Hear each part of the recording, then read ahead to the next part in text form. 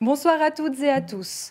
Troc, revente, location à court terme ou encore emprunt, l'économie du partage ne date pas d'hier, mais se trouve aujourd'hui réinventée par la révolution numérique. Alors, que peut-on mutualiser? Comment les entreprises peuvent-elles en tirer profit? L'économie du partage est-elle une solution pour la transition écologique? Colline Hutz et Nicolas Grangier vous emmènent à la rencontre d'entrepreneurs genevois qui construisent cette économie de demain.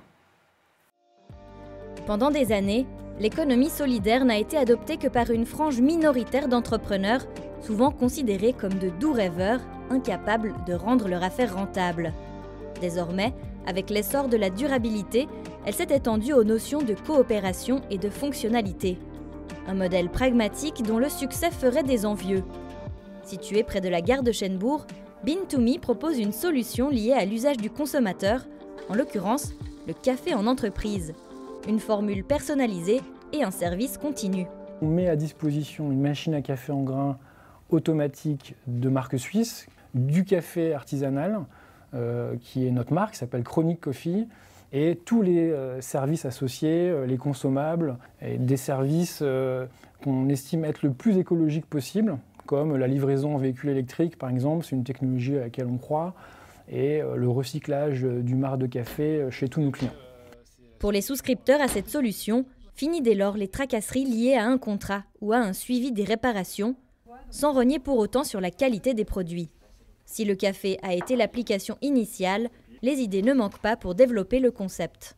Le développement de nouveaux services autour du bien-être des collaborateurs, la livraison, la mise à disposition de fruits frais, la mise à disposition de snacking, toujours avec cette même philosophie locale, de saison et biologique. Les solutions s'adaptent aussi à toute taille et profil d'entreprise.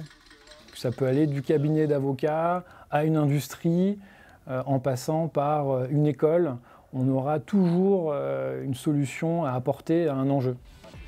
Autre exemple, BoxUp, qui propose un partage de matériel de sport et de loisirs par application mobile. En clair, des casiers connectés installés près de terrains de sport permettent à des municipalités de mettre à disposition des équipements qu'on peut emprunter grâce à son smartphone. Un projet conçu par 3 diplômés de la HESSO sur la base d'un constat de société inquiétant. On voit qu'il y a plus de 80% de jeunes qui ne font pas assez de sport. Et on peut voir aussi qu'il y a vraiment un élan autour du sport pour tous, non plus seulement autour du sport d'élite. Et on s'est dit qu'il y avait vraiment des solutions à mettre en place pour pouvoir favoriser l'activité physique pour toutes les personnes en fait. Avec le sport populaire, la cible d'utilisateurs est bien plus vaste qu'on imagine. On peut voir avec BoxUp, on a des utilisateurs qui ont 12 et 68 ans. Donc on voit vraiment qu'il y a un âge très large et un intérêt pour différents sports. Et puis nous, on veut vraiment initier les gens à une activité qu'ils n'auraient pas pu faire autrement.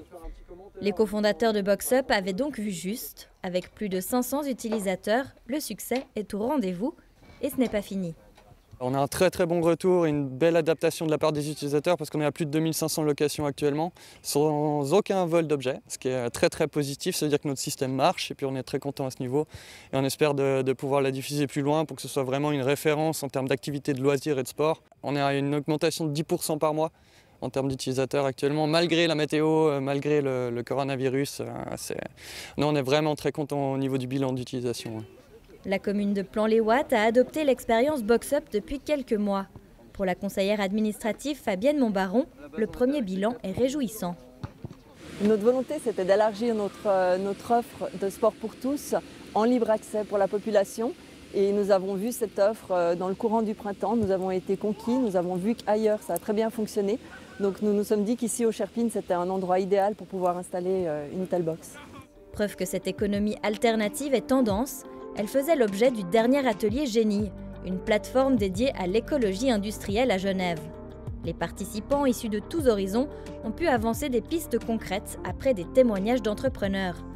Directrice de l'OPI, Hélène Gache voit dans ce nouveau modèle d'affaires un fort potentiel de projet. Alors, il paraissait tout à fait naturel pour ce soir d'être présent dans le cadre de cette étude et de cet atelier sur l'économie de fonctionnalité, puisque les économies évoluent. Elles le doivent de plus en plus le faire rapidement, compte tenu des circonstances, se mettre à jour, être porteuse de nouveaux projets et d'innovation. À la tête de la Fondation pour les terrains industriels, Guillaume Massard est aussi persuadé que cette économie répond à la demande actuelle. L'économie de fonctionnalité, c'est donc un des outils pour nous de la mutation industrielle. C'est une nouvelle manière de créer, de dimensionner, de transformer les activités de production, sachant qu'on a évidemment de nombreux facteurs qui guident aujourd'hui les entreprises, que ce soit le PME ou l'artisanat ou des plus grandes entreprises, dans l'organisation de leurs activités sur le territoire.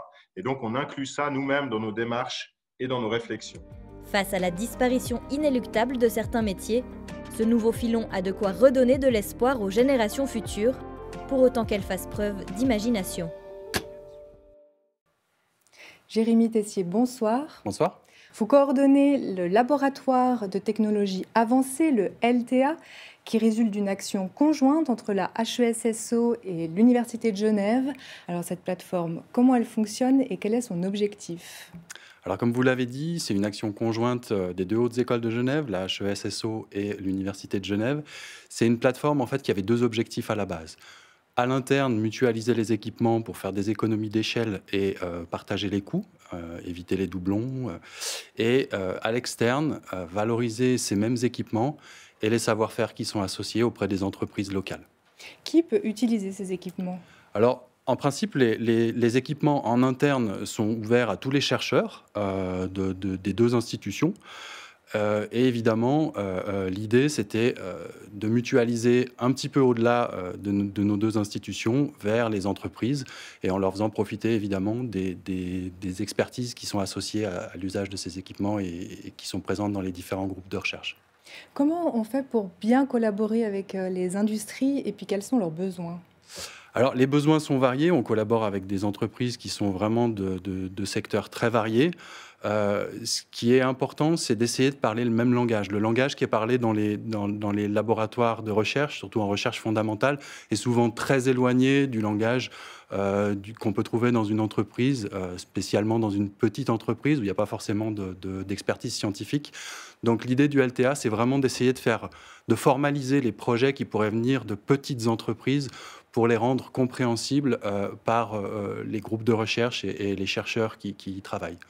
Et quel est votre quotidien ? Comment elle s'organise cette plateforme et quel type d'équipement vous mettez à disposition ? Alors, la plateforme, comme je disais, on l'a voulu comme un guichet d'entrée unique pour toutes les requêtes qui proviendraient de l'extérieur. Donc, on fait ce travail, nous, de mise en relation de l'entreprise, quelle que soit sa taille, quel que soit son secteur. Et on fait cette mise en relation avec les groupes de recherche en interne. Donc, notre quotidien, c'est de recevoir ces requêtes, de les formaliser pour qu'elles soient compréhensibles et puis qu'elles évoluent en projet, et puis les concrétiser. Est-ce qu'il y a des secteurs en particulier qui font appel à vous ou c'est vraiment ouvert à tous ? Alors, c'est assez large. Évidemment, on est dans un bassin où l'horlogerie représente un secteur important. Donc, on travaille beaucoup avec les horlogers. Mais on a des requêtes qui proviennent d'entreprises très variées. On a des artistes qui viennent nous voir, des cabinets d'avocats pour des expertises. Donc, c'est un panel d'entreprises qui travaillent avec nous qui est très, très large. Et concrètement, quels sont les types de projets que vous faites au sein du laboratoire ? Alors, nous, on intervient surtout, et c'est là que le LTA a apporté vraiment beaucoup aux toutes petites entreprises, c'est qu'on peut intervenir maintenant sur des projets de petite taille. Souvent, la collaboration entre l'industrie et les hautes écoles se fait depuis très longtemps, mais c'était souvent des grosses entreprises qui avaient les moyens d'investir dans des gros projets. Étant donné que le LTA gère toute la partie administrative pour les groupes de recherche, ils sont OK maintenant pour rentrer sur des projets de petite taille, pour une journée de mesure. Ils n'hésitent pas à faire cette mesure, puisque nous, on gère toute la partie administrative, c'est-à-dire les contrats pour la confidentialité et la propriété intellectuelle, mais aussi tout ce qui est finance. Comment réagit le secteur sur le fait qu'on partage ces machines ? Alors, partager, ça ne veut pas dire qu'on dit tout sur tout à tout le monde. On est habitué à gérer tout ce qui est propriété intellectuelle. Donc, tout ça est contractualisé comme dans n'importe quelle relation entre deux entreprises ou entre une entreprise et un institut public. Donc, ça, c'est des choses qu'on maîtrise très bien et qui font maintenant partie du paysage. C'est quelque chose de très ancré maintenant. En quelques mots, Genève, pourquoi c'est un terrain fertile pour l'économie circulaire ? Je dirais que quand on parle de partage, c'est quelque chose d'assez universel. Il n'y a pas de facteur d'échelle, il n'y a pas de lieu à privilégier. Je veux dire, si on décide de partager, c'est un modèle assez universel. C'est vrai qu'à Genève, il y a un écosystème de soutien à l'innovation pour les entreprises qui est très actif et très dynamique. Le LTA vient juste ajouter en fait une plateforme technique qui manquait un peu, surtout à destination des petites entreprises, des PME et des TPE.